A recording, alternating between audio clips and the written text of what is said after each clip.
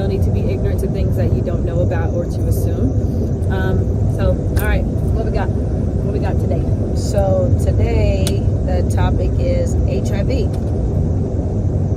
Okay. So there's a lot of misconceptions. Okay.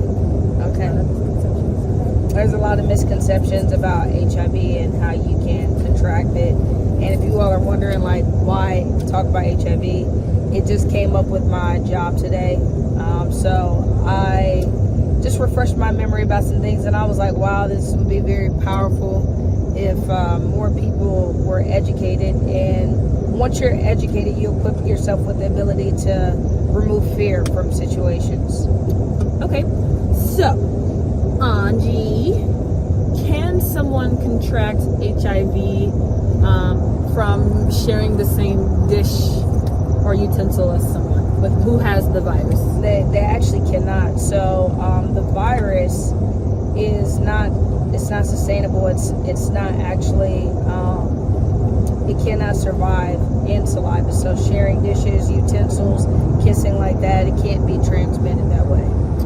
Okay, well, let's say I wanted to conceive a child and I am HIV positive.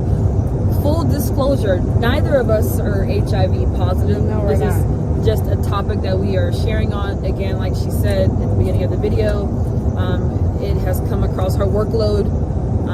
And so that is why we are discussing it, because all too often people are not educated. So the example that I am using as myself as wanting to carry a child is simply for educational purposes only. I do want to state that. So again, if I so happen to be HIV positive and I am a woman and I want to carry a child, what does that look like for me? Like, will my baby contract the disease as well? Well, the thing about it is, if you know that you are HIV positive and you're carrying a kid, the first thing you're going to do is you're going to want to get with your healthcare provider, because it can be transmitted if you're not careful through vaginal secretion. So doing a vaginal delivery, that is a high likelihood if you have a high viral load. But if you are taking the prescribed medications, the antivirals or whatever, you can, and there are plenty of women out there that have had babies that have not contracted HIV. Okay.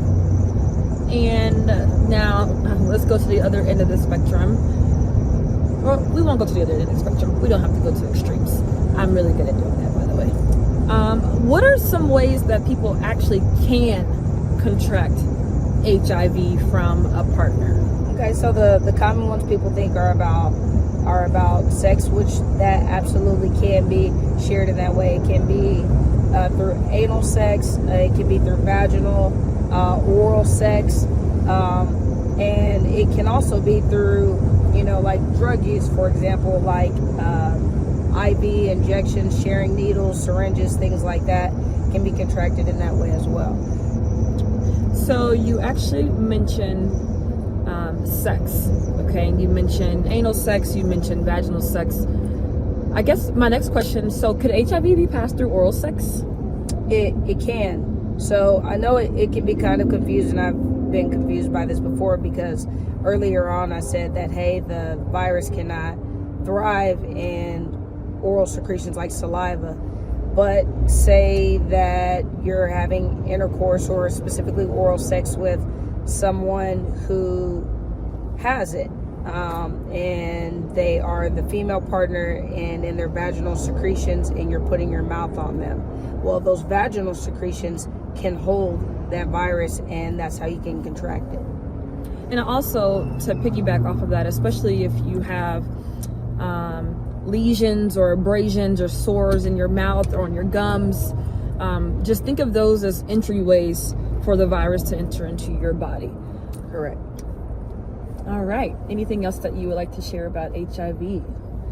I think the biggest part, another fact about it is, after having intercourse with somebody with HIV, it can take 2 to 4 weeks for you to either have symptoms, or some people are asymptomatic, or for it to show up